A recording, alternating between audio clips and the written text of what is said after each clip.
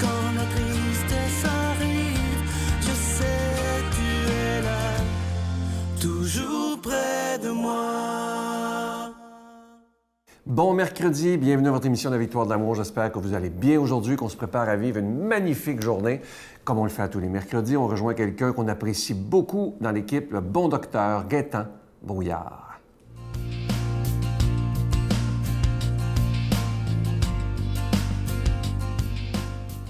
Bon matin tout le monde.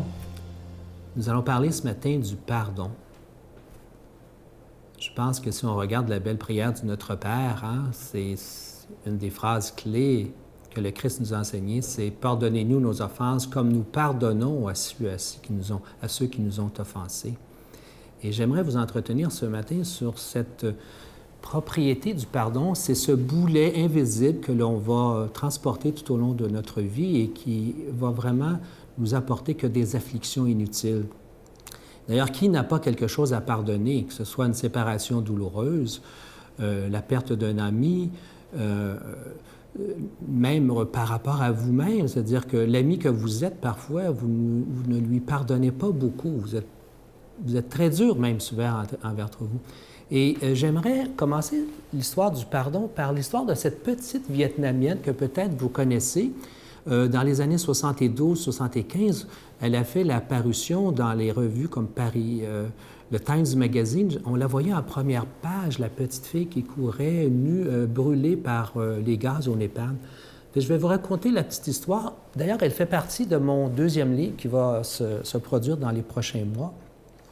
Puis je vais faire un peu la lecture de cette petite fille telle que je la décris, telle que je l'ai vue également.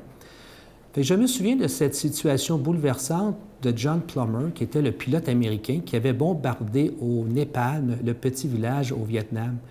Et la photo, justement, du Life Magazine qui avait été prise en 1972 avec Kim, alors âgée de 9 ans, où on la voit sortir du temple toute nue et à moitié brûlée. Elle avait d'ailleurs dû subir plus de 17 opérations pendant les 2 ans qu'elle avait été hospitalisée. Et elle était rentrée chez elle tout bonnement, comme si rien n'avait été, et elle avait commencé à entreprendre ses études en médecine.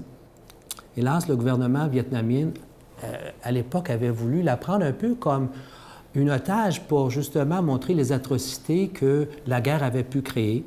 Mais elle avait refusé justement ce genre d'autoritarisme et elle s'était réfugiée à Terre-Neuve lorsqu'elle était venue ici en 92 et avait demandé l'asile. Donc, elle vit donc présentement ici au Canada, à Toronto. Et lors d'une conférence, donc plusieurs années plus tard, lors d'une conférence nationale qui portait justement sur la commémoration de la guerre, elle fit un émouvant entretien sur la paix dans le monde.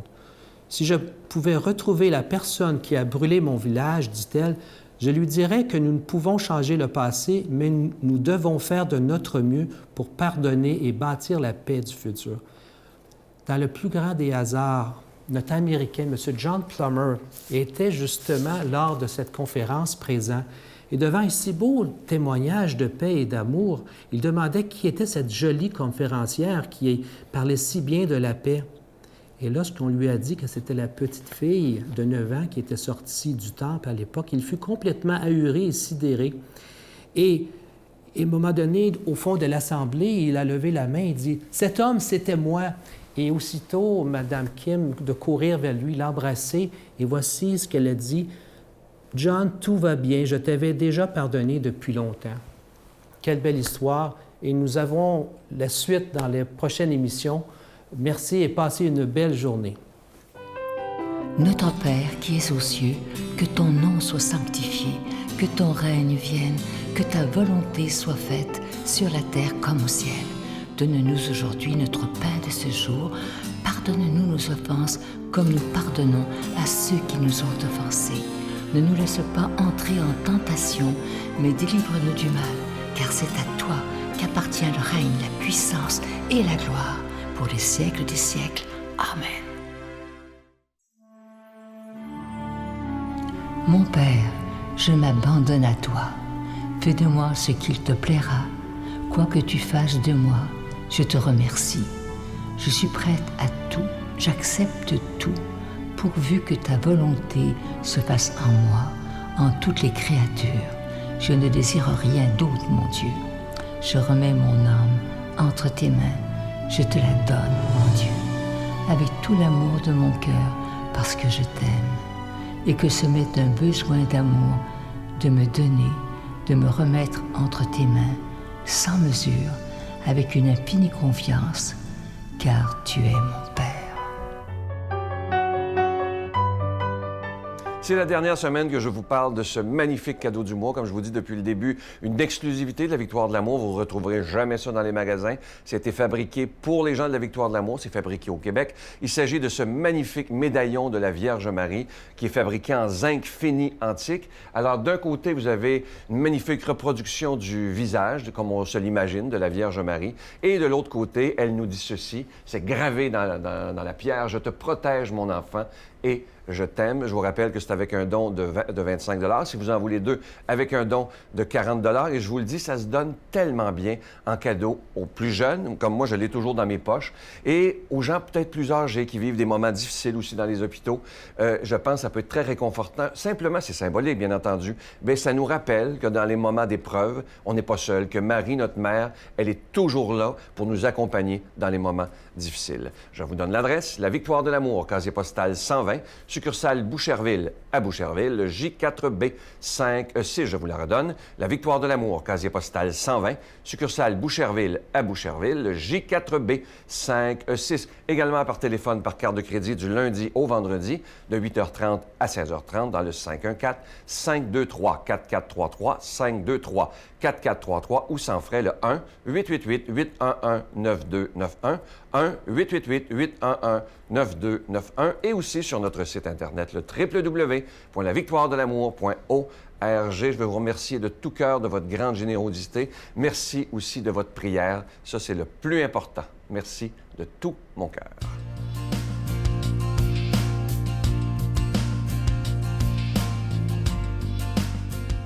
Mon Dieu, donnez-moi la sérénité d'accepter les choses que je ne peux changer, le courage de changer les choses que je peux et la sagesse d'en connaître la différence.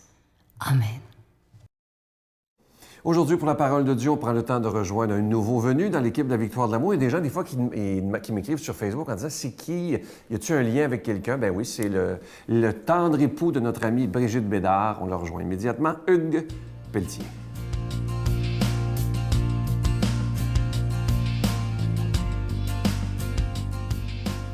Bonjour, écoutons ensemble cet évangile de Jésus-Christ selon Matthieu. Méfiez-vous des faux prophètes qui viennent à vous déguisés en brebis, alors qu'au-dedans ce sont des loups voraces. C'est à leurs fruits que vous les reconnaîtrez. Va-t-on cueillir du raisin sur des épines ou des figues sur des chardons?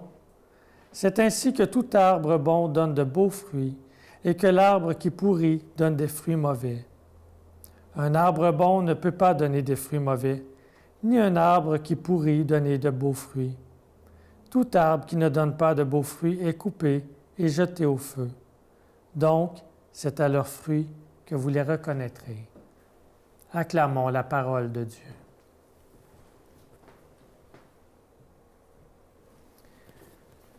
Des faux prophètes, il y en a beaucoup. Il y en a beaucoup dans le monde, il y en a beaucoup dans l'Église aussi, il y en a partout. Et Jésus nous met en garde, ils sont difficiles à reconnaître parce qu'ils sont déguisés. Regardez un faux prophète, qu'est-ce que ça pourrait être? Un marchand qui veut nous vendre le bonheur, tant qu'on paye. Je lisais dernièrement que juste aux États-Unis, il y avait plus de 3000 sectes. Elles ne sont pas toutes mauvaises, mais sur 3000, elles ne sont certainement pas toutes bonnes. Pensons à Jim Jones, qui a obligé 800 personnes à se suicider. Alors, dans l'Église aussi, sûrement qu'il y a des gens qui essaient de tirer leur intérêt. Mais quand ils sont dans la bergerie, on ne les a pas vus entrer, le mal est déjà fait. Ils sont là pour dévorer, ils sont là pour diviser, ils ne sont pas là pour unir. Alors Jésus nous dit, comment peut-on les reconnaître? Par leurs fruits. Voyons par exemple ce que nous dit saint Paul. Il va nous dire, par exemple, dans Corinthiens, que quelqu'un qui vit avec le Christ, bien, il va vivre de l'amour fraternel. On va voir que ce n'est pas ses intérêts propres qu'il vise, mais c'est les autres. Il est tourné vers les autres. il vit vraiment en frère et non pas en maître. Il va nous dire dans Galates de goûter les fruits de l'Esprit Saint. Quels sont-ils? Ils sont l'amour, la joie, la paix, la patience, la bonté, la bienveillance, la foi, la douceur et la maîtrise de soi. On a un autre éclairage ici. Et il va nous donner, il va aller plus loin dans Éphésiens, il va nous dire que quelqu'un qui a le fruit de l'Esprit, qui est habité de Dieu, il va bâtir le corps du Christ dans l'unité. Alors, on a trois passages ici qui nous disent bien, regardez, est-ce que les gens sont tournés vers eux? Est-ce que c'est pour leur profit, leur intérêt? Ou est-ce que c'est vraiment dévoués, donnés et qui se soucient de l'autre? Voici déjà un bon indice pour éclairer. Saint Paul va nous donner aussi, dans Galates, quels sont les mauvais fruits. C'est-à-dire que si quelqu'un n'est pas habité de l'Esprit Saint, qu'est-ce qu'on va constater chez lui? On va constater ce qu'il appelle les œuvres de chair, c'est-à-dire l'impureté, la jalousie, la colère et l'égoïsme. On entend bien ici que ce n'est pas une question d'être parfait, mais Jésus dit que le fruit va révéler la nature de l'arbre. Si l'arbre, est bon, il va donner de bons fruits. On va voir que celui qui est habité de Dieu se tourne vers les autres. Et comme je disais, celui qui n'est pas habité se tourne vers lui. Il veut tirer son profit, il veut utiliser les autres. C'est ce qu'un loup fait. Il dévore. Il ne vient pas protéger les brebis, il vient les dévorer. C'est intéressant aussi de voir que, dans un autre aspect, qu'un arbre bon porte du fruit. C'est-à-dire qu'il est fécond. Il ne vit pas que pour lui.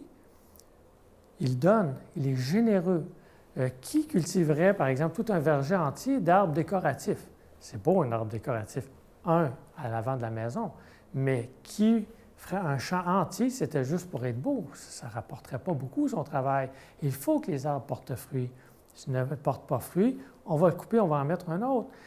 C'est intéressant de voir, donc, quand on est disciple de Jésus-Christ, il faut porter fruit. Il faut se tourner vers les autres. Le Seigneur nous dit, ce n'est pas seulement qu'en disant « Seigneur, Seigneur » qu'on va être sauvé. Il nous envoie en mission. Il nous demande d'aller vers les autres. Il va nous demander à un moment donné, « J'étais nu, m'as-tu habillé? J'étais prisonnier, m'as-tu visité? » Et Mère Teresa va plus loin. Elle va dire, c'est en se donnant que l'on se trouve. Saint François d'Assise dit, c'est en mourant que l'on trouvera la vraie vie. En mourant, voulant dire, en se donnant aux autres. Voyons donc si nous voulons porter du bon fruit. C'est sûr qu'il faut se brancher sur Jésus-Christ qui est il l'a dit, je suis le cep et vous les sarments. Mais lorsqu'on est branché sur Jésus-Christ, nous portons du bon fruit. Et ne nous laissons pas avoir par les loups. Nous pouvons être un loup pour nous-mêmes.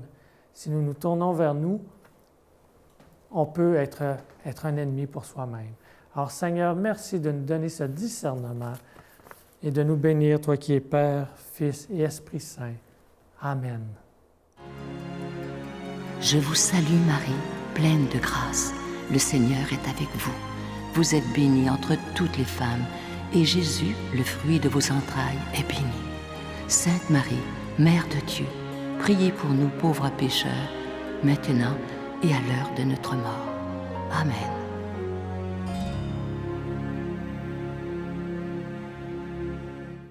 Il me reste que le temps de vous souhaiter une magnifique journée. Comme je vous dis souvent, soyons dans la gratitude, c'est tellement important et ça nous rend heureux. Bye. Je me disais que quand je recevais mon horaire de pilote pour le mois suivant, je me disais, le 3, je suis à Paris. Hein? Le vin coûte moins cher que le lait. Fait que moi, on va t'enverrer une maudite bonne. Le 12, je suis à Vancouver. Alors, je connais une barmaid dans un bar. Elle me paye souvent un verre. Là, j'ai réalisé que je sédulais mes brosses. Incroyable quand même. Moi, puis là, je me suis dit, puis ça, je ne le réalisais pas avant, aussi longtemps que ce thérapeute-là ne m'a pas parlé de ça. Puis je me suis dit, si je sédule mes brosses d'avance, peut-être que c'est vrai que j'ai perdu le contrôle de ma vie et que l'alcool a pris le dessus sur mes allées.